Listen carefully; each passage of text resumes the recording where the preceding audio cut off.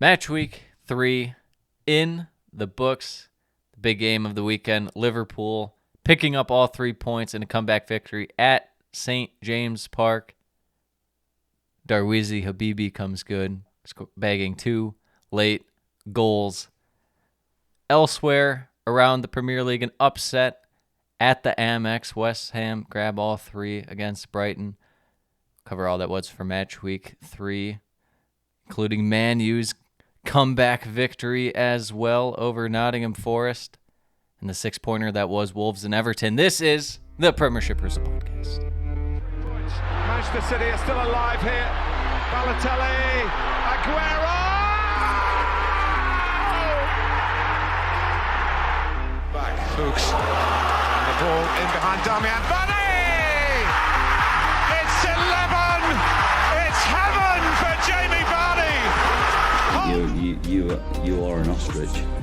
Well, your head must be in the sand. Is your head in the sand? Are you flexible enough to get your head in the sand? Now the fans are shouting every week, Louis van Gaal's army!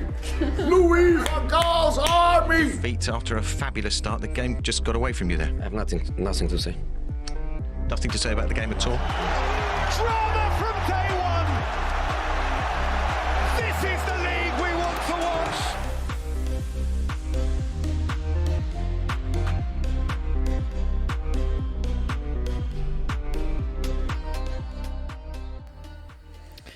Yeah, here we are. Match week 3 in the books. Transfer window officially It's shut. closed. They closed the whole window. It's an actual window, and they do like a ceremony where they shut it and they cut a ribbon.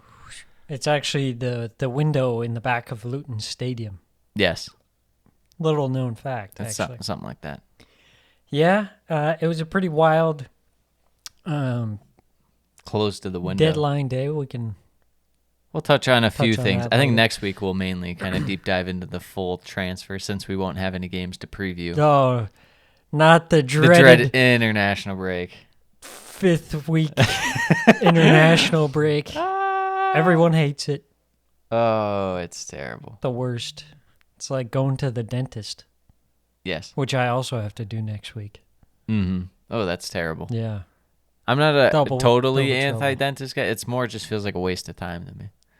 Look More at this guy. not more like you get your teeth picked at and it hurts because I tend to never have cavities. But Yeah. then again, it's just like, why am I here? Same with the eye doctor. It's like, this is an hour of my time I'll never get back. I wouldn't know. I'm over here with 20/20 vision. Yeah, clearly. Us glasses lits over here that need our eyesight to be buffed. Of 20/20 vision, I don't know what our predictions were for this game, but I had to imagine that one of us said 3-0 We Chelsea. didn't. I said 1-0, you said 2-0. To be fair, it could have been worse for Chelsea. The billion-pound squad. The billion-pound underdogs against the one team they're probably not underdogs against. The ultimate underdogs, Luton. Versus the million-pound squad. Yes, it's the billion-pound underdogs versus the million-pound underdogs. Yes. Chelsea versus Luton. Yeah. Friday game. Yeah, last Friday. First game of the week. Getting into it. Chelsea starting off, as you would expect, pretty much holding all the possession. Yeah, what else are you going to expect? Luton's not going to hold possession. Luton is absolutely not going to hold possession. Yeah. What are they going to do exactly? No one knows. Probably nothing. Chelsea relatively balanced to start, and then they were just like, yeah, we're going to only go through the right wing with Sterling and Gusto. They're like, Ben Chilwell, nah, fam. Yeah, it was so right-hand side heavy. It was The only time it wasn't insane. through there, it was when if Luton had something kind of going and they hoof it up and it's just get it to Nicholas Jackson, let him run for a bit, and then he'll hold up play and they'll work it back, and then it ends up on the right side anyways. Yeah.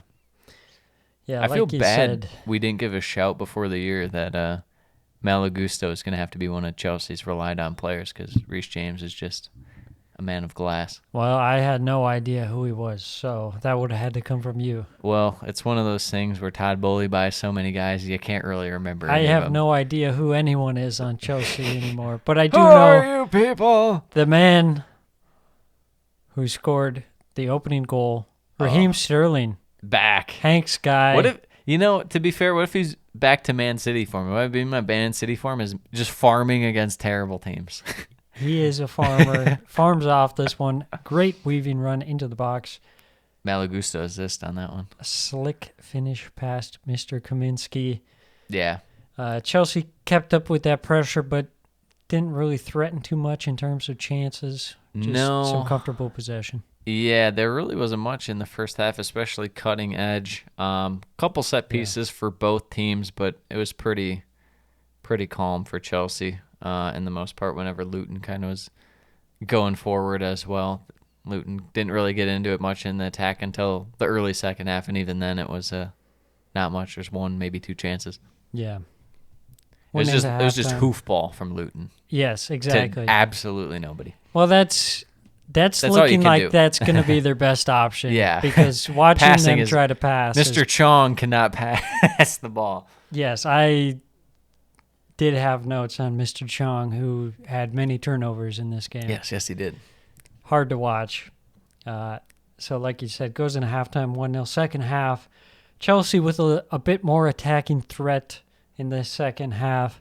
Yeah, And then- Luton opened up a little bit. Yeah. Chelsea, good job winning the ball like we're kind of talking about, but I mean, it's one of those things where Caicedo looked good, but he's also not paid to look good against Luton. I think he's supposed to do a little more than that, but Yes. yeah, able to win the ball.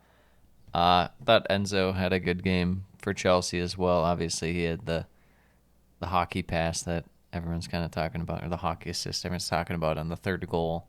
Yeah. Luton almost scored. Malagusto, huge block that went right at Bobby Sanchez. Kind of a wake-up call for Chelsea. And then Chelsea grabbed a second through Raheem Sterling. Finally, a kind of just like cut back pass / kind of like squared ball into a dangerous area, and Luton couldn't really do much with it. I thought Luton did okay in terms of holding shape, at least, against Chelsea for the most part. And then after this, it unraveled. The Premier League is getting back to my meta of just like getting to the end line and doing Square. cutback crosses. Yeah. or It's squaring hard. it across the box. It's so hard to, maintain that. Yeah. It's yeah, Because not every defender is going to be exactly in line, and if exactly. there's And gonna be even if you spread get out. on the ball, you might just put it into your own net Yes, from exactly. that close range. Yeah, and then Chelsea 3-0. This time working it down the left-hand side, Yeah. balancing it out. Well, Getting Nico Jackson for the tap in there. yeah, the overhead by Enzo up the wing, and then little square ball, and Jackson on the end of it. Yeah, Sterling with the... They didn't give him an assist. They on didn't that, give him which an was assist. Crazy. A defender must have touched her or something, but still. That is I think that and that's something with Jackson that we haven't seen yet. Obviously, as that's his first goal, but that's just something Chelsea haven't had. A guy who's in the box, kind of ready to pounce. Yeah, just popping up. Yeah, because even on Sterling's goal on that cutback pass, he's more near the penalty spot, a little further back. Mm-hmm. Jackson's right on the edge of the 6-yard box. Right, when he's gambling waiting for on that. ball. Yeah, That square ball. you just have to go for it.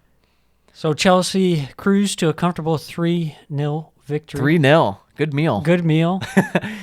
Luton, wonderful town. So, yeah, not much else to say about that. No. Let's move on to a team that, people had everyone throwing the earring theory around about them with Tottenham.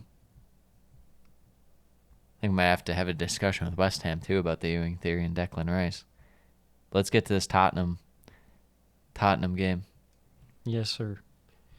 Getting into the game. It's hard not to just jump to the goal, mainly because Pop Sarr assist. Yes. I mean, who is this guy? Pop Sarr, he's a man Pop reborn. Sarr, he's pretty much just going to be Yaya Toure, scoring goals and assists Yeah. from midfield. I don't know what it is. I mean, this ball was amazing to James Maddison. First goal for Tottenham Hotspur. Yes. Yeah, the first 15 minutes were pretty even, but Tottenham got that opening goal and then kind of set the tone there. A classic Tottenham moment, 36 minutes in. Christian Romero with a nice scissor tackle Doesn't even get a yellow card. Doesn't even get called for a foul, Scissor tackle. Yes, yes. which was just insane. I thought it could have been a clear red card. Bournemouth didn't impress me in this one. They No. really had not They much had going. I feel like a lot of it was they had so much attack going with Kluivert in there. And we've kind of talked about this. It's one of those things where it'll be good against the kind of weaker sides, but against Tottenham, it's like you need a little more than Rothwell out there in terms of kind of defensive work rate and stuff. And especially when you have attacking fullbacks and stuff, you're going to get kind of exposed against Ainge ball. I did like Kluivert in his first game for Bournemouth, but there's just this one was not his game. Just lacking the quality in the final third. Not really testing Tottenham enough, and then also just like you said, not having enough defense to deal with Tottenham. Yes. Yeah. Phil Bill had a chance just before halftime, went wide, went into halftime 1-0. Second half, like we said, Bournemouth applying pressure, but not much in terms of end product. Mm-hmm. Leading into the second goal of the game, Tottenham score some great Lincoln play from Udogie and Kulusevski. Udogie. He's had a great start to the season so far, and Kulusevski getting a tap in there. Yeah, Kulusevski hasn't even really had to be in a shining star like he kind of was when it was him and Kane and Son for the last year and a half, 2 years.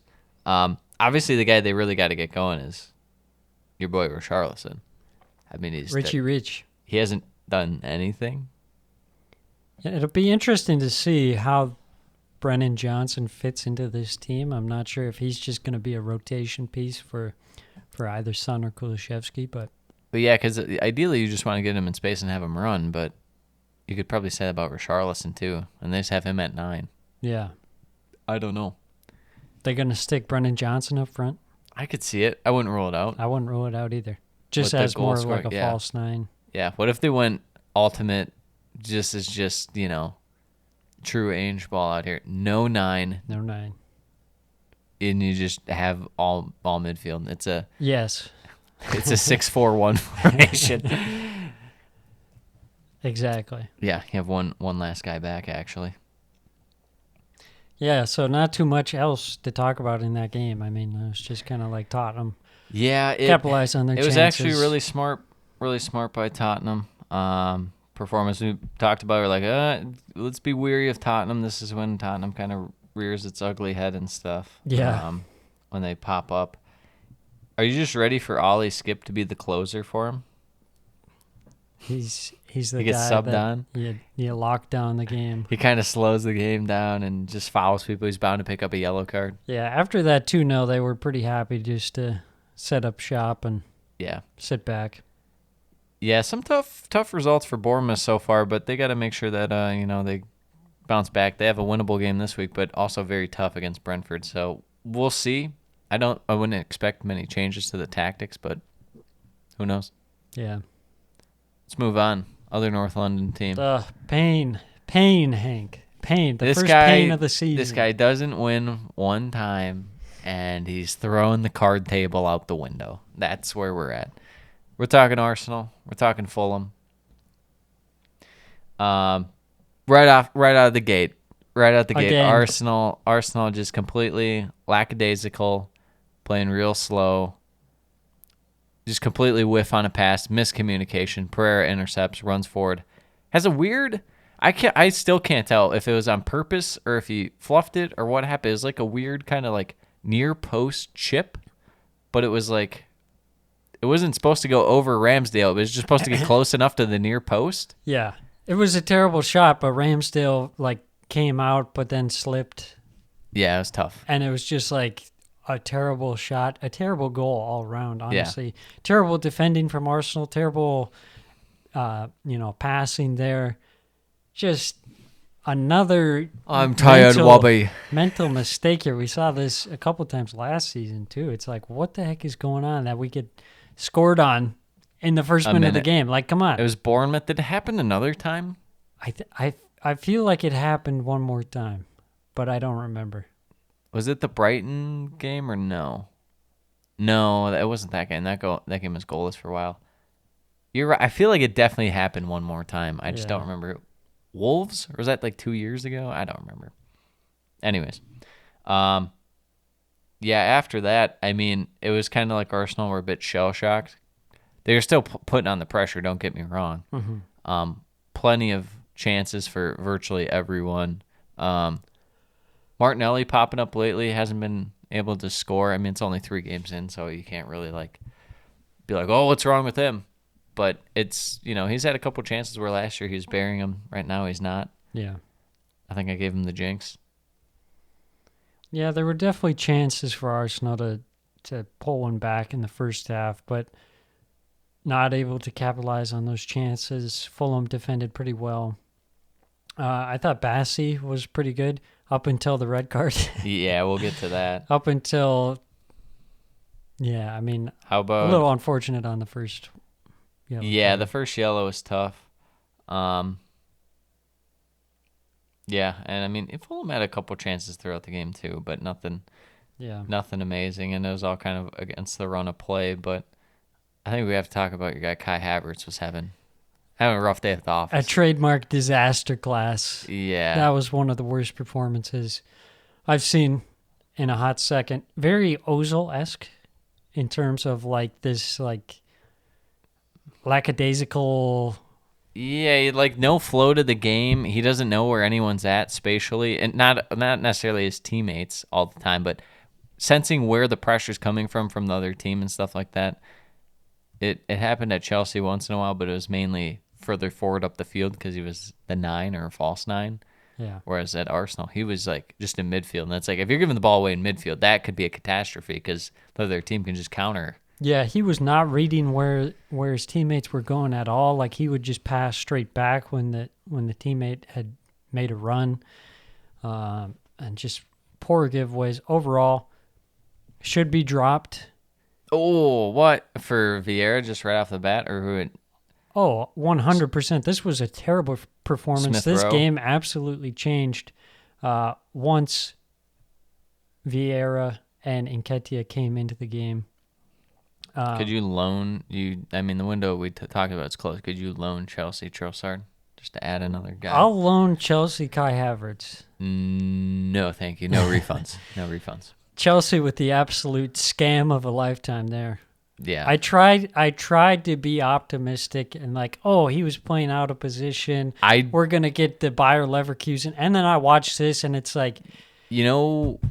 he's not playing out of position. He's playing out of league. He's not a Premier League guy. He should just be in the Bundesliga. He should be on Dortmund, is where he should be. Yeah. He's not even Bayern class. He should be at Dortmund or Leipzig. And you're not going to get any slack from Arsenal fans when you pull the Ozil bad body language. Well, he's just a pouty guy. That just triggers he has a pouty Arsenal face. fans He has a pouty so kinda. hard. When you just give up there. Mm-hmm. Yeah. That's some PTSD there, so I hated that. But yeah, Fabio Vieira on the other. Out of nowhere. Best Arsenal game by far. This is the Fabio Vieira game. It if really you will. made no sense. He whatsoever. came on. He was getting in the wide spots. He's swinging crosses. He drew a penalty. Saka steps up. He scores it. He says, "I believe in your fantasy team. I know you need me. I'll score this." Makes it 1-1, and then immediately Eddie Nketiah with a dime from Fabio Vieira of all people. Yeah, great pass. Nice little tight finish from Nketiah, and just like that, the game's had 2-1 Arsenal lead. Yeah, at that point you're thinking, finally Arsenal are back in the game. And then what did they do? Not only did they pull the trademark, give up a stupid goal in the first minute. Here, they give up a just crap set-piece goal. Same issue as last season with this soft-ass set-piece defending. It's you gotta be kidding me. Well, we have to talk about Calvin Bassey before we talk about that. Yeah. He knew he was getting a yellow, and he's like, who did he push out? Was it Nketiah or Saka? I don't remember. I think it was Saka. Okay. I don't remember. Someone dribbled right past him. He was the last guy Yeah. at midfield, and he's on a yellow, and he's like, I'm just going to go both arms, just shove you down, block you off, and yep, I'm off. Yeah. First yellow was for time wasting. A little rough on that, but Yeah. welcome to the Premier League. First start, gets sent off. And then, like you said, 4 minutes later comes that goal. Arsenal pushed for the winner, but we're not able Let's be honest. to find it. Fulham pushed for the winner. Fulham did too. Fulham had a counterattack one-on-one break with the Adama Traore Yeah, and that's true. and a huge Ramsdale save. Yeah. So you could say Ramsdale gave away a goal, but also he saved the point. That's true. So When I saw that first goal, I was like, all right, Raya's in now. yeah, do you think he'll actually get dropped or no? I think it's like 50-50. He's got one more game before, or one more error before Perhaps. he has to string together like 5 to 10 games before it's like, okay, we trust him. Honestly, I was surprised that Trossard started this one. Yeah. That's the thing with Arsenal when you got so many options. Yeah, but Nketiah gets another goal. Got his first call up for the England squad. You know what your problem is? You don't have Lord Jorginho out there. How do you expect to win? You don't have that guy out there. Well, Arteta doing this new wannabe Man City formation where you do like a 3-4-2-1, and it just results in no one knowing where they're supposed to be whatsoever. Especially lovely. Thomas Partey. Yeah. He's like, I can't really do much going forward or going back. He's like, I can shoot if the ball comes to me. And they're like, no, Thomas, don't shoot the ball. Meanwhile, Gabriel on the bench again. Yeah. Just, it's like, don't overcomplicate things. I don't know. You don't want your second best center back on the bench. Juventus will take him on loan and then obligation to buy for 10 mil. And so will Inter Milan. They'll do you one better. They'll offer you 11. So hopefully Arteta 2-2 draw. goes away with that. Yeah, 2-2 draw. Fulham, real solid result. Not the best of performances, but not that bad. The best part was the rain and Marco Silva just like looking very sad at times. Yeah, Although I guess there's more frustration, but it did rain very hard in the London games. let's get to another London game. Brentford and Crystal Palace, where the thunder before it started raining was amazing. The announcer's like, oh, shit, did you hear that? The soggy Roy Hodgson game. Oh, yes. Soggy, wrinkly old man. That's what we love. I can find this in my notes anywhere. It's somewhere. Somewhere in here. Pretty balanced early on. There it is. Palace's defense this year's just been so solid. Mm-hmm. I'm just so impressed by them. The way that they're able, and their midfield's done a nice job holding up for them as well. It's so odd that, given what we saw last time from Roy Hodgson, the first go around with Palace, the no attack, and the attack hasn't been amazing this go around, but even the defense wasn't like that spectacular. But you have the quality center backs of Gahey and Anderson. They're both playing fantastic right now. Mm-hmm. I don't know what Jeff Schlupp did this game. I didn't know he was out there for a good while. That was a bit concerning. Edouard really wasn't doing a whole lot, but all in all, decent performance from Palace for the most part. But Brentford opened it up. Kevin Schade, little banger, Raising the roof. little pick upper 90, baby. Great celebration, man. Yes, Yeah, that was a quality finish there. that's Even what they're though- gonna need. Yeah, Brentford started the game holding possession mostly, but the passing was a little rough. Yeah, Wasn't quite coming off, but they got that moment of magic out of Schade. it's like Brentford have to go the full length of the field. They're like, we have to build up this full momentum for a complete goal, otherwise we don't score. They Yes. can't score from out of possession and when they're at midfield, and then they just slowly pass their way up. Yeah.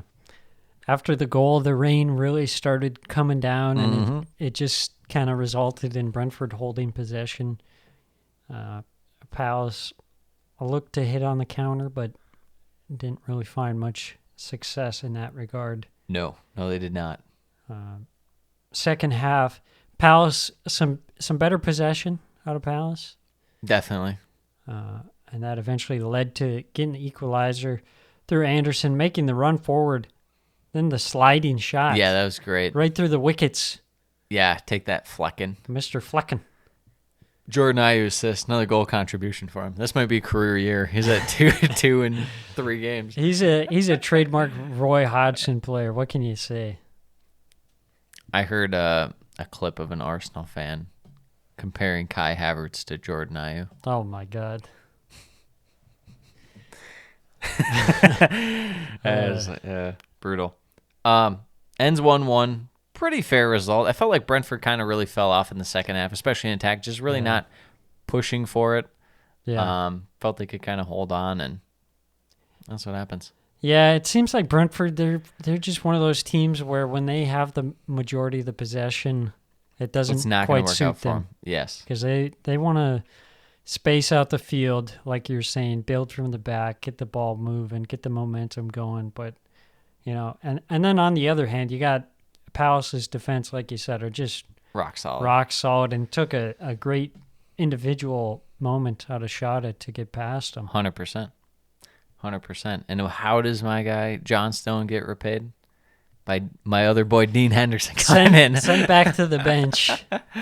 I did see that Roy Hodgson said that John Stone's going to start for the immediate future for a bit. So Dean's got to work his way into the team. Dean's just actually going to be a backup at Palace now. a full-time second keeper. That's great. Let's get to the 6-pointer, Sam.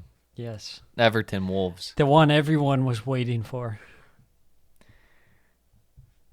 I got to say, there's something pretty funny about Everton going against the 2 top goalie performances of this year so far on like a match ranking or match rating kind of a thing. Because I think Bernd Leno was like on most things was like a 9 or somewhere between a 9 and a 10. And Jose Sa in this game was between a 9 and a 10 on most things. Yeah, and he had possibly the save of the season already. Yeah. But Everton looked pretty solid going forward again. Yeah. It was not the best. It's like they start off well, and then it kind of fades, and then they just become reliant on, like, set pieces. And, I thought that their midfield actually looked better than Wolves at times, but Wolves wasn't that bad. I'm kind of warming up a little bit to Wolves. Wasn't really feeling your boy Lewis Dobbin in this game, Sam. Yeah, I was surprised he started. And then you also had Jared Branthwaite as well. Yeah. Well, at least, you don't mind Branthwaite because you know what that means. Michael Keane. Yeah, is, I thought... But he did come in at the very end. Yeah, because for the attacking. Sean Dyche was like, get my boy in there. Yeah. Michael Keane. No, I actually really liked that change. I thought Branthwaite actually played pretty good this game. I mean, if he can play at PSV, why can't he play at Everton? Yeah. What can I say? True. I don't think Michael Keane could play at PSV. I don't think Michael Keane can play. But, good to see Dan Juma getting that run out there, starting up top. He had the shot hit off the post, but was offside. Yeah, that was still very unlucky that it hit off the post. And then they had some more chances in the first half. Dobbin had a chance, couldn't deflect it in, and Tarkovsky couldn't score. And then the Tarkovsky chance, I think we breezed past that. That was a pretty decent chance. Yeah. We've seen him bag 1 or 2 of those at Burnley before. Yes. And then Dan Juma had another chance, couldn't get the first-time effort on goal. But, yeah, Everton actually looked pretty good in the first half there. Kind of surprising that they came out like that. Yeah. But, Sean Dyche, he's got it in the locker. Yeah, he, say the least. And then it was kind of a game of, like, disallowed goals and stuff in the second half. Yeah. I think, what was the first? Stuff. The first one was Fabio Silva. Yeah. Yeah, scored from a nice cross, but was just like a half step offside. Yes. And then there was a big chance just a few minutes later for Silva after some questionable play from Tarkovsky and Pickford, where Tarkovsky was just like, "Yeah, Pickford, that's all you." Yeah. Then Fabio Silva just came in and Silva really should have scored on that one. Mm-hmm. Then there was some good goalkeeping out of both sides. Both. Pickford had one or two top-notch saves as well. Yeah. And that Jose Sa had potentially saved the season as he faded away into the goal and pushed the ball over the top of the crossbar from Doucouré's close range header. Thought the game changed a bit too in the second half when Chan came off for Ait-Nouri. Ait-Nouri's been really solid again for Wolves. Yeah, I didn't think Chan really did that much in this game. No, because Wolves weren't really going forward that much. Wolves really, in the first half, kind of would get to the final third, and it was Wolves. It was just Wolves. What else is there to say? If someone had never watched soccer before, and I had to explain them what Wolverhampton Wanderers was in the last 3 years, I'd show them this game. They look good up until they have to score. Until they have to score, and then they absolutely don't. Yes. Until your boy, dude, yes, Sasha. I was like, oh my God, everybody, I've been telling you, this guy's so tall. He's tall. He's gonna score. He's a tall boy. Sasha Kalajdzic gets on the end of it. He had the Yao Pedro Ming Neto. No jump necessary. That was very nice. It was honestly the way it went. It was kind of a crap goal the way it went in. Well, to you, maybe. Yeah. But to me, to you, I it's felt art. vindicated. It's art, absolutely. I think I just hate it because I've been telling him to drop Pedro Neto. But to be fair, he hasn't done anything until now. Oh, yeah. I mean, how hard could it be to cross to a guy who's 6'7"? Very hard. Yeah, Everton a couple chances at the end too, but ends 1-0 for Wolves. Yeah. Really disappointing for Everton not to get anything out of that match. I should just trust you on Everton now because you're really calling everything Everton's doing. You're saying buy Everton stock, but you had them losing this game. Yep. We were on the same page about Everton before this game. I thought they'd win. And they did look better this game. Yep. Well, I mean, my God, against Villa, that couldn't was be horrendous. Yeah. Rock bottom. Yes. But yeah, I like to see Wolves fighting back there. Kalajdzic, of course, I love to see it because I was, ringing the Kalajdzic bell in the preseason. Yes. So hopefully he can get some starts, bag some goals. Absolutely.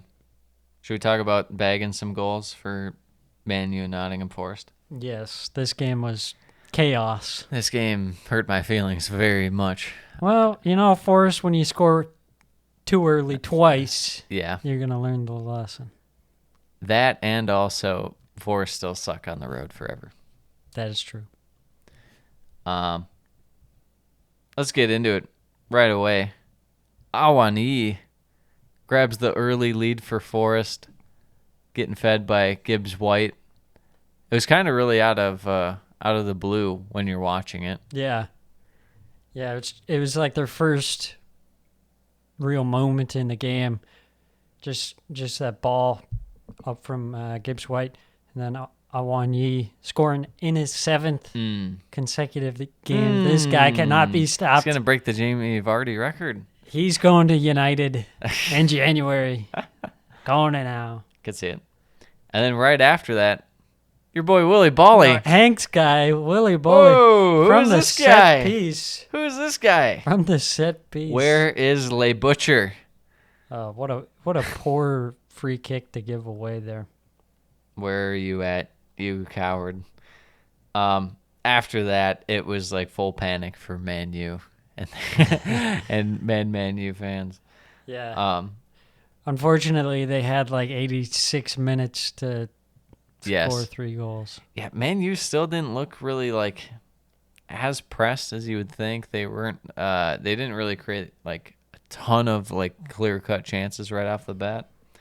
I thought they were still working the ball pretty well. They looked good. The process looked Yeah. fine. It was more so the actual end results and stuff, Yeah. and it's kind of guys. Yeah. They did get that first goal back 17 minutes in through Christian Eriksen. Nice little cross from Rashford. Yeah, there you go. And then it was just kind of that same United working the ball from side to side, kind of around the box, looking for chances. Couldn't really get the chances. Yeah. Casemiro settling. had possibly the most hilarious empty net miss from a header. Yes. It's okay. He makes up for it later. Unfortunately. Yeah. But that was hilarious. Yeah, it goes in halftime. 2-1 Forest. Second half, right off the kickoff, practically 7 minutes in. Casemiro from Bruno. Yeah. Bruno Casemiro. Yeah, just a well-worked set piece there from United to get back into the game. Really disappointing from Forest as they just crumble. Yeah, well, what do you want from Forest? I mean, they could play a low block for a while, but at the same time, they were giving up a lot of shots, a lot of touches. Just Man U really worked the ball well, but Yeah, Forest could not hold the ball to save their lives. yeah, They couldn't string together like 5 passes where they're just like passing between the center backs or something. Whenever they got the ball, they're just like, all right, time to run straight at United and Yeah. give away the ball. I was surprised when I was looking at the post-match stats on this one. The clearances were 25-29. It was a bit more balanced than you'd have thought. It'd make it seem like Forest actually were going forward a ton and kind of doing stuff. And the passes weren't like crazy in United's favor. It was really 2-1, but it definitely felt like in the second half United had a certain momentum to them in terms of they're going to at least get a draw in this one, to say the least. Yeah. Turner had some moments where he was keeping Forest in the game, and then the game changed as Mr. Worrell shown a red card for the tackle on Bruno. Fair red? Are you Fair asking red? me or? Fair red? No. Oh, okay.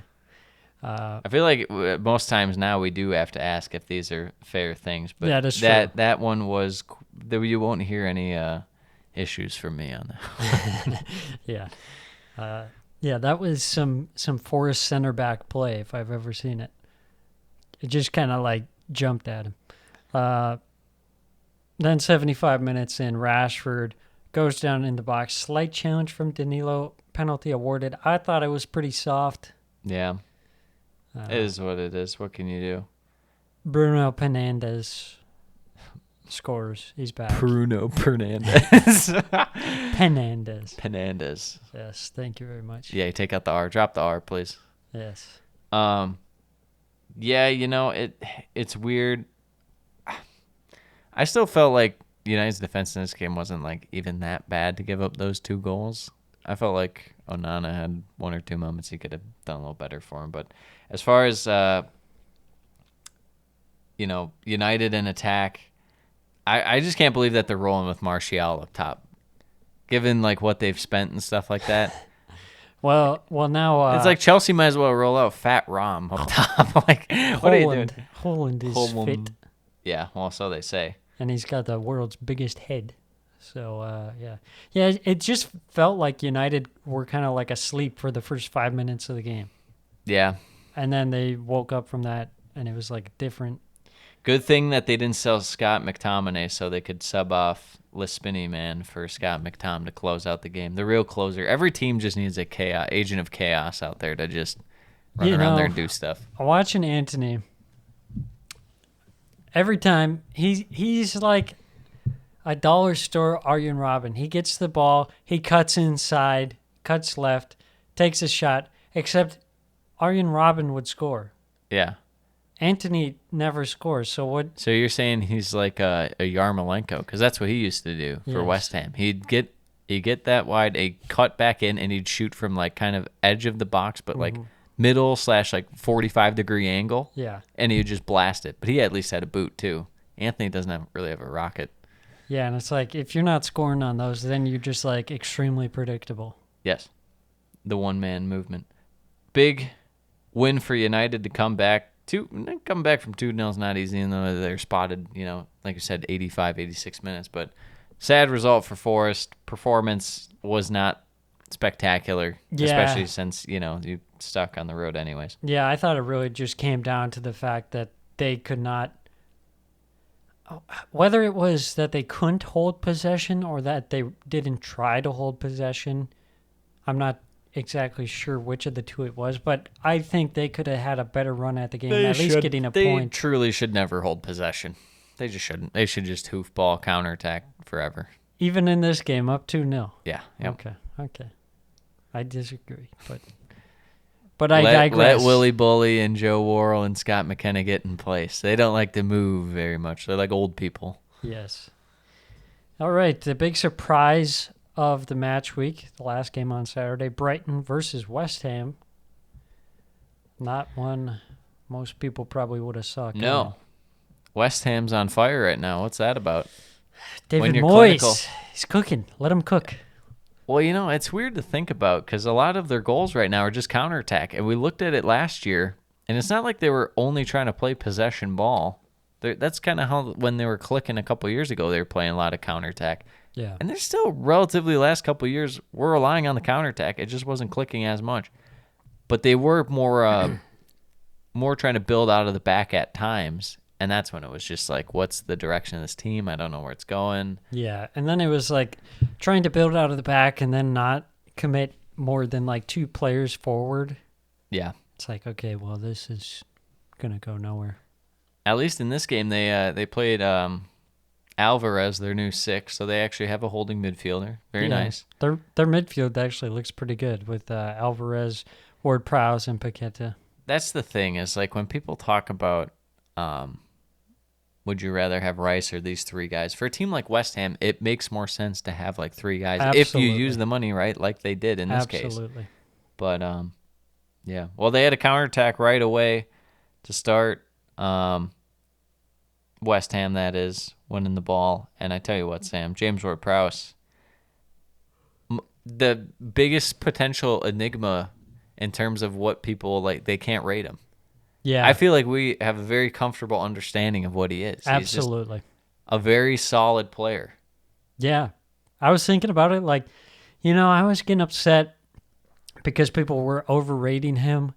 But now I'm just like, I'm full on James Ward-Prowse, not because he's a great player, but because he's really good at what he does. Fans, listen to me real closely. Sam hates Southampton, and now that James Ward-Prowse is not on Southampton and they can't steal points off Arsenal, Sam likes James Ward-Prowse. I'm a big James Ward-Prowse So fan. anyways, back to James Ward-Prowse at West Ham United, Sam. Your thoughts? Big James Ward-Prowse fan. David Moyes proving that he knows what he's doing by bringing him in. Big mistake from Webster there, though. Yeah, that was not good. That was a rough one. It seemed like... You know who'd never do that? Lewis Dunk. Top 5 center back in the league. Yeah, Brighton had the possession, but it was a little different because West Ham were allowing them the possession. It wasn't like what Brighton is used to where they allow the team to press. West Ham was just kind of like, no, we'll let you have the ball. Yeah. And West Ham's eventually- defense didn't even look that great. I mean, they held their form, but they didn't have to do a ton. Brighton really couldn't get through because there's so many guys packed in the midfield, so there wasn't a ton of pressure on West Ham's defense. And I mean, when you have Ogbonna out there, you probably don't want a ton of pressure on the defense, but you have to definitely protect them. Yeah, and one thing I noticed too about Brighton is that their fullbacks were pushed so high up. It was like, okay, well, you got West Ham who like to play on the counter, and then what happens? You get this moment where Webster is isolated, makes a mistake. Yep. West Ham pounds on it. So take West the lead. Ham 2015-16 Leicester right now. They're just going to counterattack their way to the title. Yes, sir. Okay. That's confirmed. Yes, sir. Sushek off hurt in the first half for Ben Rama. Goes in halftime 1-0. This comes up big because Ben Rama provides an absolute dime on the second assist, which also was a counterattack. That pass to Bowen. Oof. Beautiful. Maron. Right on his Absolute- foot. And then the oh. little like side foot dink to the left at the last second by Bowen. Bowen's cooking now. Bowen is cooking. He is back. He is rejuvenated. He took last season off, but now he's fully cooking. Yes. Now he's got some supporting cast there, providing him some service, a little help there. Yeah, and it's nice that West Ham have this balance because it's not like they have to be over-reliant on Bowen quite as much. Yeah, no. And even you don't have to be as reliant on Paqueta, which it felt like they might have to be for a little bit. Now with Ward-Prowse kind of being a more balanced midfielder who can definitely provides more attack than defense. But he can have a little something going forward there. I like the build out of this squad. We should have just not altered our predictions and kept him in like 12th or whatever. But and at just that, banked at that point, they didn't have Ward-Prowse or Alvarez. I know. That's what sucks. Which like completely changes. And it wasn't even 100% that those transfers are going to get done. It was like 50%. It's iffy. So Brighton down 2-0. They're really kind of pouring the pressure on, kind of creating some chances. I thought Gross had a really good game this game in terms of facilitation, but everyone else on Brighton was kind of and the Welbeck and Ferguson didn't like that. That was not. Deserby, put that one back in the oven. That you're not done cooking, my guy. especially against West Ham, who you know are going to sit back. There is no point in playing Danny Welbeck. Yeah, he's great on the counter, but in this game, completely useless. Did you feel bad for Mr. Bart? The fact that they let him get cooked by being in all these like breakaway situations. They didn't want to do that to Lord Jason Steele. That is true. I was kind of surprised too, just the random goalkeeper switch. Throw him out there. And then finally for West Ham scoring, they make it 3-0 shortly after 5 minutes. 5 minutes after to be precise. Mikel Antonio from Jared Bowen. That turn. Mikel Antonio's back, apparently. He turned back the clock on that one. He scored against Chelsea. He's like, oh, yeah, I can score again. That's how it goes. Yeah. So it's 3-0. And then Brighton work a little possession. Pascal Gross with a blast from edge of the box. Little past the edge of the box. Top of the box. Yeah. And then just... Yeah, I will say, at least from a Brighton perspective, they didn't give up. They kept pushing till the end. They forced Areola into a couple nice saves. Veltman had one, and then Ferguson had a chance. Yeah, at the very end. And so at least you like to see that, you go down, but you keep fighting no matter what. So that's kind of the Brighton way. Yeah, well, they lost to West Ham. West Great Ham result keep on trucking. For West Ham, especially Great on the road. performance. Yeah. Going to the Amex, you'd be distracted. Such a beautiful stadium. That's a Moyes masterclass. Remember when they first came up and there's like a whole weird NBC doing like how nice the Amex yeah, is? they're like, oh my God, I have not seen a stadium as beautiful as this. Everybody, just be quiet for a second. Let's take in the atmosphere. That was great. Fans going nuts. Yeah, that's great. The Chris Hughton Brighton days. I saw, speaking of when Brighton got up, before the game today, before the Luton West Ham game. Yes. Gary Neville. Oh, the walkthrough. And that was great. Carragher did a walkthrough of the away end.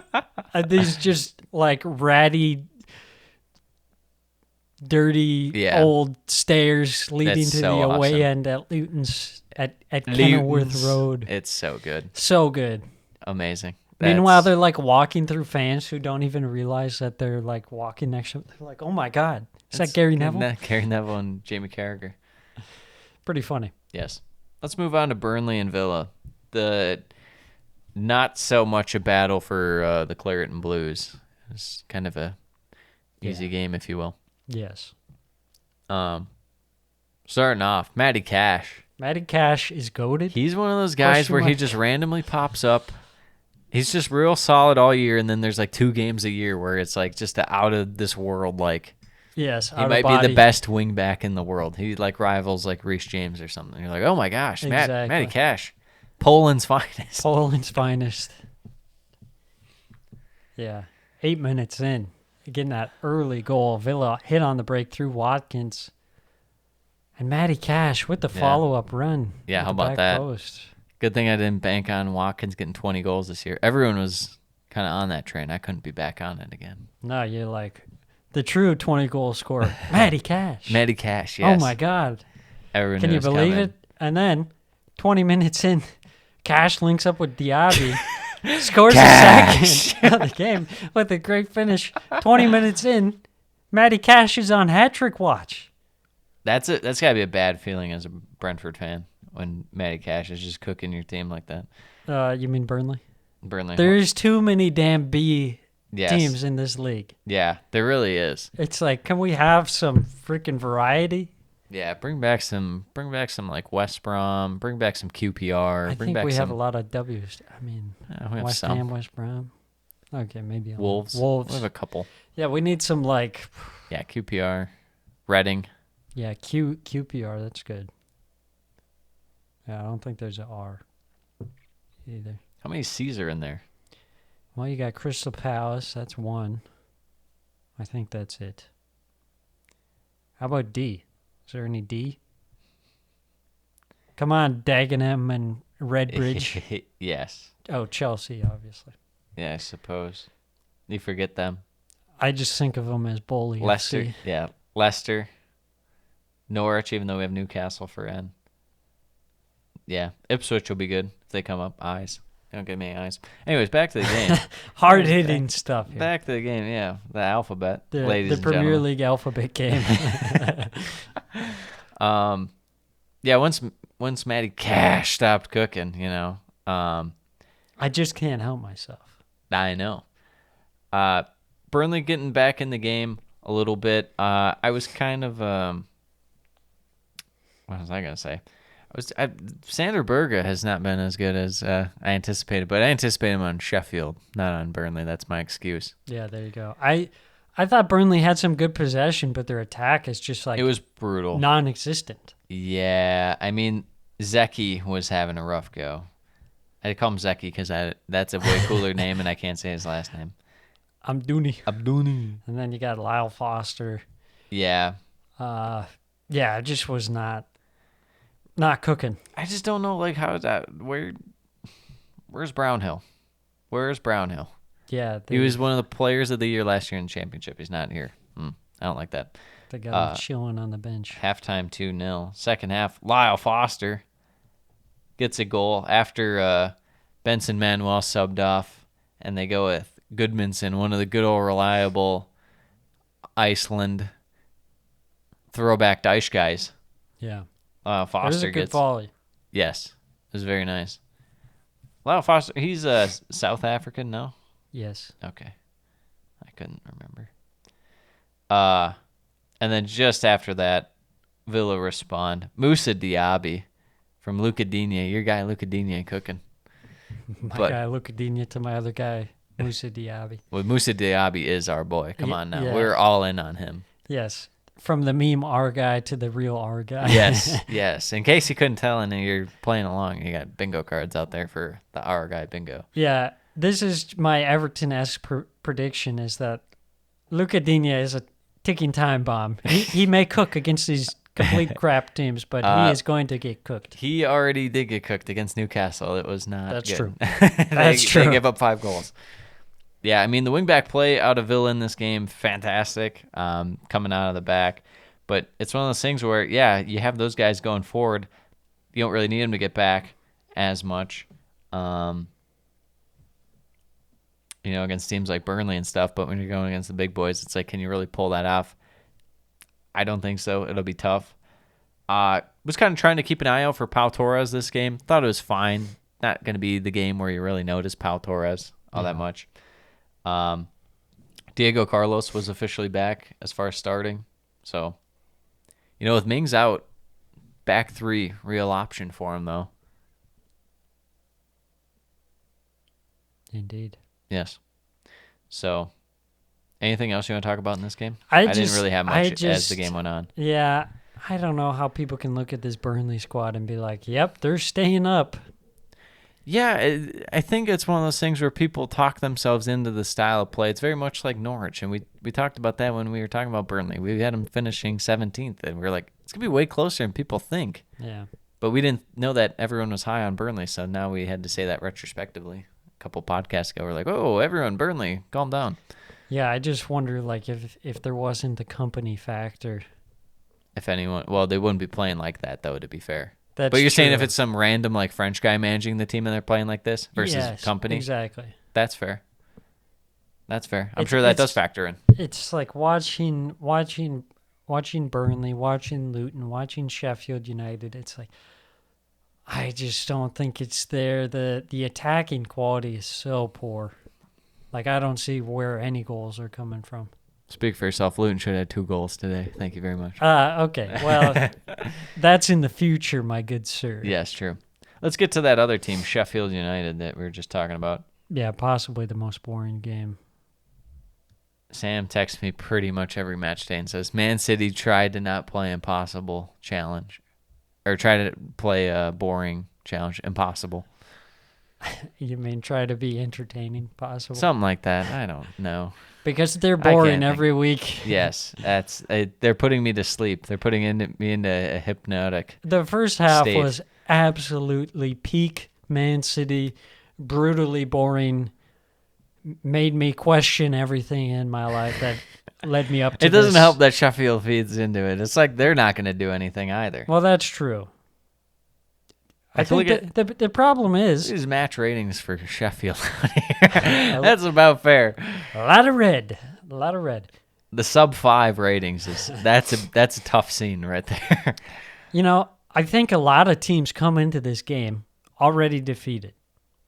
Yeah. They're like so afraid of Man City, but meanwhile, They just get psyched you out. come into the game. If you look at this like, okay, Man City's going to play like this, you'd be like, oh, okay, well then Sit back, hold some possession, we'll let them hold possession, I mean. And it's like they have these moments, these nervy moments at the back too. Yes. You know, they're not impenetrable, but I think No, teams especially just, when they overload a couple of years ago when it was them and Liverpool really duking it out. Their defense, even though they finished amazing points-wise, their defense was really shaky that year because they had just completely overload. One switch of play and it was you had a free reign to run right at Ederson. Yeah, exactly. So, and it's sometimes they lull themselves into a sleep. Yes. Big highlight of the first half, Erling Haaland misses the penalty. Hasn't quite had the mojo this year. Yeah, it's tough to repeat. He came out and was like, "Yeah, I won the treble at 22 and broke the goal scoring record." That's true. It's no matter how competitive you are, it has to be slightly. There's a slight bit in your mind where it's like you probably get a bit complacent. You just do Yeah. at some point. So it goes into halftime 0-0. Second half, he does get a goal. Super Jackie Grealish on the assist, Sam. Yeah. See, that's the thing. When you let City get to the end line like that, you're doomed. It's over. It's over. It's over. I've been saying that for freaking 2 years now. It's like, okay, Sheffield were doing pretty good at containing them. Yeah. First half, they did good. Second half, they start allowing this, get past them. It's like, man, you just really have to prevent these crosses and getting them to the end line. In a way, we were kind of right in our prediction. In a way, we were wrong. It wasn't, I said it'd be one of those games where it grinded out for City. That was correct. They at least didn't do the shameless diving like I suggested they would do. I think Bernardo Silva had one. He's not. That's the ultimate impossible challenge. He's always falling down Yes. and complaining to the ref. I hate How's that he guy not so got much. How's he not got a yellow for complaining? Yeah, Everyone complains to the ref and gets a yellow these days. Not him. that's the City favoritism in there. Sam just wants that guy in Saudi Arabia. Yeah, that would More be than anyone. fantastic. Yeah, I mean, the rest of the second half really wasn't much. It was City applying more pressure. Couldn't really get it to crack. West Foderingham had a couple of good saves, though. Yeah, he did have some nice saves. Yeah, City, they upped the tempo and the pressure in the second half and looked much better. They kind of woke up. And then the big equalizing goal, 85 minutes in. Big equalizing goal. Sheffield United, drawing level. Bogle gets a ball pinging around the box, drills it past Ederson. Hilarious backheel attempt from Kyle Walker in his own nice. box. That was nice. Yeah, you look at this and you're like, I wish more teams would try and put pressure on City's Just put it in the back line. box. Just Yeah. put it in. Yeah, this The was hardest part This was on- no the- great feat of attacking. The hardest football. part is getting through the midfield. The midfield Yeah. for City is so tough. And that midfield steps up. Rodri, Sam, with a belter. Yeah, after Sheffield United scored, they completely forgot how to defend, Yes. and were just leaving huge gaps. And it was only a matter of time before The they Phil hit the Foden goal. experience is quite a strange one at the moment. I wonder if he gets in there now because Alvarez did nothing this game, really. Foden comes in right off the bench for Kovacic, gets the assist. But, don't get me wrong. It was Rodri Yeah. doing it. Yeah, it was surprising that Foden started on the bench. But that's just Phil Foden in a nutshell. Even though City's playing good right now, I don't know. Something about it to where it just feels like it's not going to last forever. Yeah. It just agree. doesn't. I agree. With the looking at their 100%. squad, even on a team sheet, I'm like, that just doesn't look as great as last year. No. Last year it was like perfection. Perfect. Yeah. This year it's like, Yeah, the squad is meh, and then you watch their play, and it's like, whoa, that first half, ugh. You play like that, you're not going to win the league. yes, precisely. Finishes 2-1 Man City. Sheffield. What do you want me to say? No one anticipated anything Your out of you. defense sucks. Something like that. Last one. Liverpool. Newcastle. Started off absolutely brutal for your guys. Liverpool, Sam. Yeah, could have had a Big- early red card. Big Trent was out there. He's like, oh, hold up, let me get a yellow. And then he's like, Yeah. let me hold. Who was it, Gordon? Who was running Yes. past? Gordon. I don't know how that's not a second yellow. Well, I thought Gordon went down very easily. yes. I would have given a yellow card to Gordon. Really? Yeah, I mean, that's like, that is trademark simulation, embellishment, trying to get Alexander Arnold I a can't second believe yellow this. card. Sam's gonna defend Liverpool just like he did against Chelsea, and then Liverpool are gonna beat Arsenal, and he's gonna be like, "I hate Klopp." Klopp. But it comes down to Anthony Gordon has a reputation Yes, already. he for already being a goes down. diver. Yes, he is a diva. So anyone else, He's a diva probably diver. a second yellow card. Yeah. But we get an Anthony Gordon goal is what we get. Yeah, and it was from a mistake by Trent. His face when he makes the pass, he's like, oh, shit, no. And then Anthony Gordon's immediately sprinting past him. Good finish between the wickets on Allison. Yeah. Amazing. And then, like 2 minutes later, it turns into catastrophe for Liverpool. Virgil van Dijk gets a red. It's not going to be a 3-game suspension, only going to be a 1-game suspension. Well, I thought I that saw. they were potentially going to give him more because of dissent, because of something he said after he got the red card. He was talking to the ref. He was like charged with something, and I think he would be suspended for like 3 or 4 games. But I'm sure that they're going to appeal that. But I don't think anything is official yet. But I know there's a possibility that he could miss more games. Have not seen any news about that, so I don't know, to be quite frank with you. But anyways, he did get a red in this game, and it looked like it was going to be massive for Newcastle, and kind of the flip of what happened last year with Pope getting a red and kind of creating the downward spiral for Newcastle. Yeah. But instead, I think Liverpool will forever just have Newcastle's number. It was so weird because Liverpool didn't even flinch. No. They were playing like they had a full squad. Yes. Sounds about right. Only Liverpool could do something like that. And then, of course, you got Alisson making great saves. As always. Yeah, I mean, that one was insanity. That was like ultimate momentum turn, that save, pushing it up. Yeah. Wild. I feel like he still gets slept on for how good he is. I think now people have finally realized that he might be the best keeper in Premier League history. Definitely by far the best in the world. That's not even a question. 100%. I think people finally realize that. Why this game and why these couple moments made people be like, okay, we're not appreciating him enough. I don't know, because he's been doing it for 5 years. Yeah. And even at Roma when he was coming up, it was like, wow, this guy's really, really special. Mm-hmm. Yeah. Goes in halftime 1-0. Second half, Newcastle opened the half with a good amount of possession, looking for the gaps in Liverpool's defense. They had their chances, Newcastle. Yes, they did. Absolutely had their chances. Almiron had a chance, hit off the post. That was a big one, and they had a couple other chances that it just felt like, man, you got to You get capitalize that and on it's this. over. You get that and it's over. Yeah, 2-0 late in the second half. But Liverpool bring on Darwin Habibi Nunez.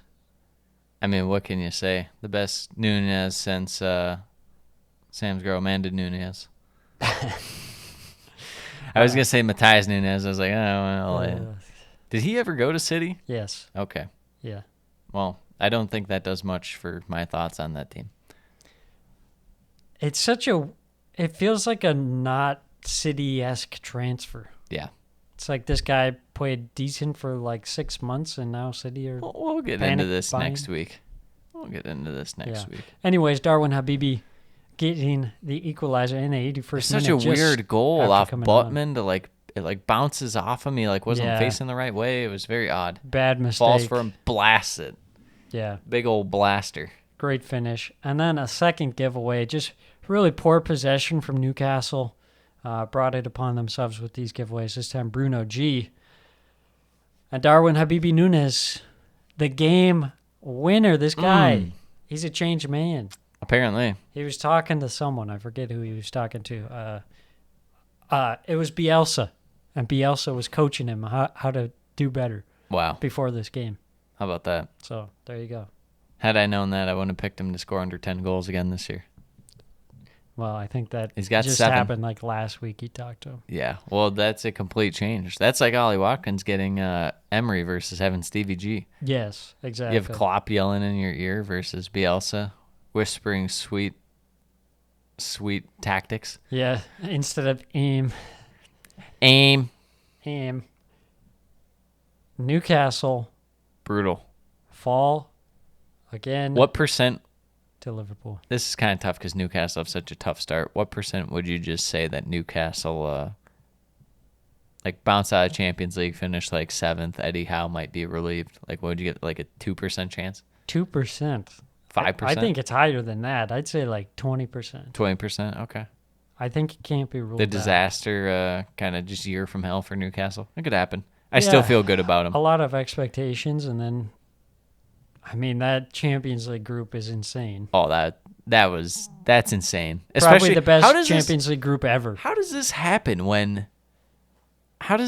Because there's always two groups a year where it's a literal Europa League group, and then there's one where it's a Europa League group and Bayern or Man City in there, and it's what is that? Yeah, there were a couple Europa League groups that were better than 1,000,000%. You see Brighton's group? Yeah, exactly. What the hell is that? Yeah, I was wait, this is a Champions League group.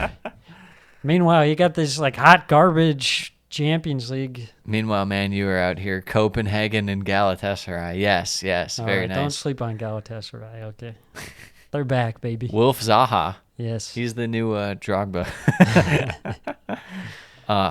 Should we move on to predictions? Yeah. Let's do it. Just a really unexpected result there. Yeah, out of nothing. It was in the last 10 minutes. I was at the Twins game, and it popped up. I was like, holy moly. You didn't even know what happened. I didn't know what happened. Yeah, let's get to some predictions here. All right, first prediction. I predict that West Ham beat Luton 2-1. Wow. And there's going to be controversy at the end of the game. That's impeccable. Genius, if you will. I probably would have guessed 2-0 this game. We got a 6-pointer. Oh, Sheffield and Everton. Very nice. How about this? Head-to-head, they played 10. 4 wins for each and 2 draws. I wouldn't have guessed that. This has to, even though it's at Sheffield, right? Yes. Bramall Lane. I feel like Everton playing a little better right now. I should just really let you speak about Everton, but is Jack Harrison going to be in the game out here? Probably not. Beto, you would think, might be in there this go-around. Beto and Danjuma, let him cook. Yeah, I heard people singing the praises of Beto. He scored. I watched Carabao Cup. I scored. He scored. I watched it. It wasn't anything amazingly special, but he converted a chance he should have. He made a nice little run with the ball. That is special on Everton. Okay, I suppose. I'm gonna go Everton 1-0. Yeah, I was gonna say Everton 1-0. How about that? Well, I'll go Everton 2-1 to be different. Okay. Brentford Bournemouth. This feels like a game where if Bournemouth are holding the ball, it could really feed into Brentford's hands. Yeah, I think so. I think Bournemouth just haven't quite got into the rhythm yet. Brentford, possibly could be said about them as well, but Yeah, they have their own kind of weird rhythm. It's obviously going to be totally different until they get Tony back, which he might even be sold right away. Bring in your boy Neil Maupay on loan, so now he he's can't back. he can't be harassed by Everton fans. He's back. Maybe the good juju of all the goals he scored. If he the did score championship. goals and then he was like, "Yeah, I hate Everton, I hate Brighton, screw those teams." Secret agent Neil Maupay. Yeah. I feel like Brentford are bound for a little bit of a drop off. Once in a while, they just have a game where they don't play that well. I'm only going to go with a 1-1 draw, but I don't know. I don't think Bournemouth have right now. Like you said, they're kind of working their form, finding their footing. I like a 2-1 Brentford. All right. Burnley, Tottenham at Turf Moor. The Yeah. Kieran Trippier derby. I think this will be kind of a repeat of their last game, Burnley, where they just get outclassed. Yeah. I mean, Tottenham are cooking at the moment. Burnley Yes, they are. are not cooking in any sort of manner whatsoever. Yeah, I'll really be interested to see because Burnley could not get past Kamara on Villa last game, really, for a good chunk of the game. Mm-hmm. And Basuma's been in fuego. I'm going to go Tottenham 3-0. 3-0. I'll say Tottenham 2-0. Tottenham 3-0. Good meal. Chelsea, Nottingham Forest. The battle of who could Buy the more most players. It is truly, The biggest squads. yes. What if there's a combined 110 players out there? It Fucking might. seems like it, man. Chelsea. I mean, they beat Luton at home. I don't know if you can really make much of that, Big win. but playing a little better in attack right now. Forest on the road. I'm gonna go Chelsea 1-0. Yeah, I'm gonna say Chelsea 2-1. Okay. City, Fulham. I can already tell you that this game is gonna be brutally boring. I think Fulham take it to them. If only. Calvin Now that Bassey they appeals have the red. Alex Iwobi, Well, they loaned out Kevin Mbabu today, so he's not going to be an option. potentially the worst player I've ever seen in the Premier League. Yes. Yeah, the Alex Iwobi thing was really out of nothing. Yeah. it Oh, was you know what I want to pretty mention about weird. Fulham? Their captain last game was Bobby D. Cordova-Reed. What kind of captain is that? He's been at the club for a while, huh? That's very odd. Very rarely is it like an attacking player. I mean, who knows? Maybe Bobby D. Cordova-Reed's one of the bros. He's a dude's dude, if you will. He's a leader amongst men. Yeah, something like that. I would suspect that City might come out a little lackadaisical again, but Fulham are. I think Fulham last week kind of were lucky to get the result they did. Their performance wasn't bad, but it wasn't amazing. I'm gonna go City 2-0. City 2-0. Brighton Newcastle. Yeah, two teams that Tough need for to bounce Newcastle back. again. Yeah. Who gave Newcastle the schedule? Brutal. Yeah, both teams in need of a bounce back. Probably Newcastle more so than Brighton, but it'll be tough. The biggest trip in the of the year, Newcastle all the way down to Brighton. Yeah. What are you looking for in this game, Sam? Yeah, it'll be interesting to see what Brighton roll with in terms of formation, if they go two up front or they just go with the one. I think it's possible they could go with two or just go with Danny Welbeck, looking to counter a bit more against Newcastle, who have more of the ball than West Ham did last week. But I think this will be a high-scoring one. I think it'll be 3-3. That's fair.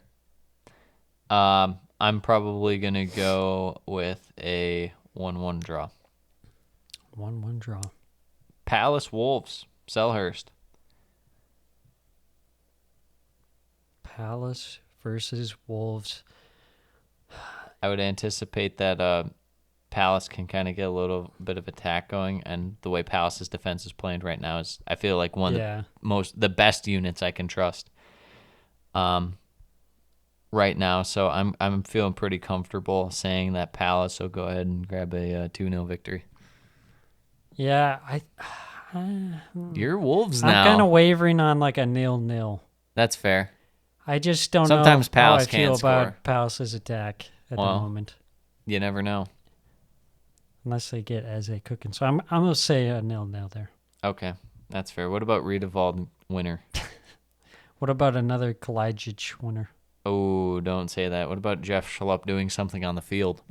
Impossible. What about that? Jeff Schlupp do something challenge. Impossible. Liverpool, Aston Villa, the Stevie G derby. The Stevie G derby. Never forget AIM, the the 7-3. AIM derby. Streets won't forget Aston Villa was Villa. a stepping stone for him to go to El Etihad or whatever.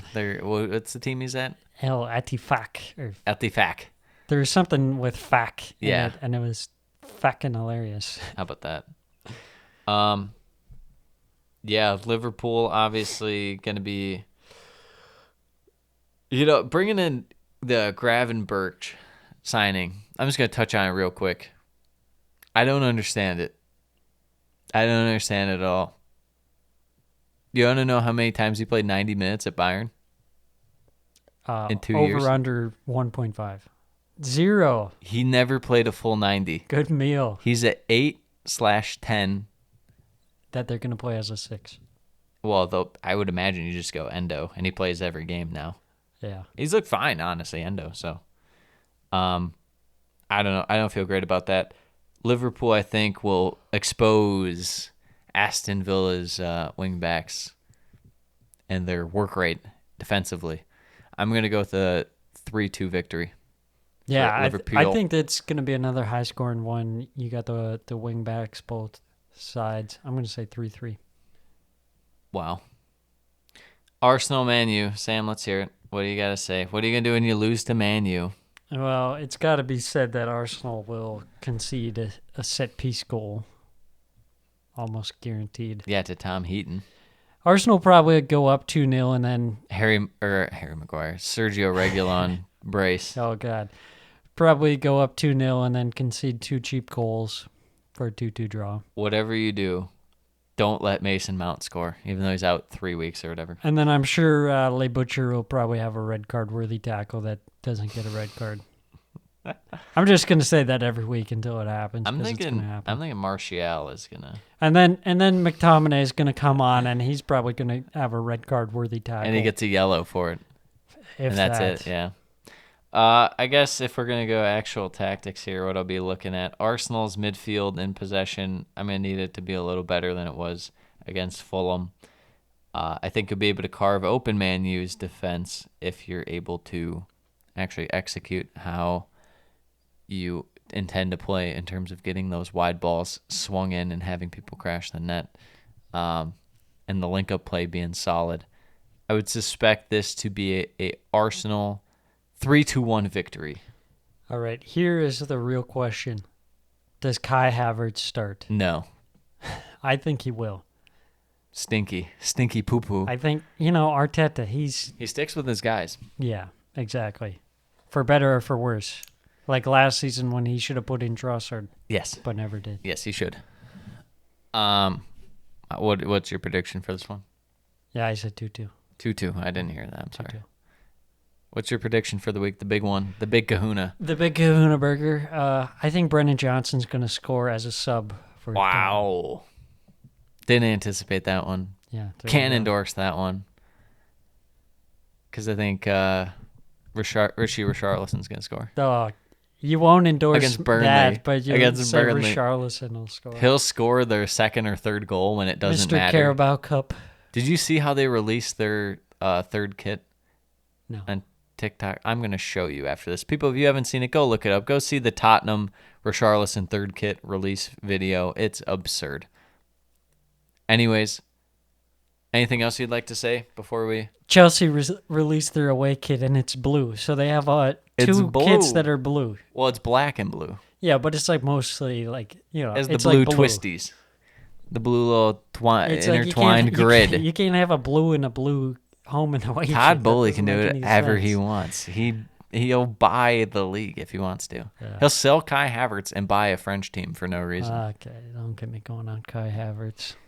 All right. All right, that does it for this week. We'll be back breaking down all the transfers and whatnot as we save you from the barren wasteland that is international break. Yes. Adios, mis amigos. Sayonara.